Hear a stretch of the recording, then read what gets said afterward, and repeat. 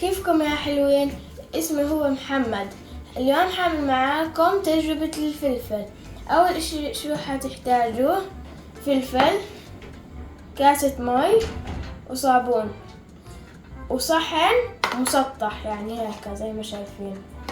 أول إشي حتسووه حتحطوا شوية مي، بعدين حتضيفوا فلفل. لا تهزوا الصحن عشان ما يغرقوا الفلفل، بدنا اياهم طايرين طايفين على الماء. بعدين هتجيبوا الصابون حطوا شوي ما شفتوا بعدوا عن بعض.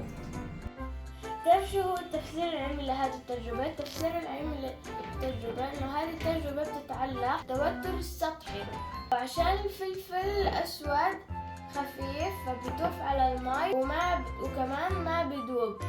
لما نحط الصابون فيه مادة بتقلل التوتر السطحي، وعشان هيك كان لما نحط الصابون الماء بيبعد وبيسحب معاه الفلفل الأسود.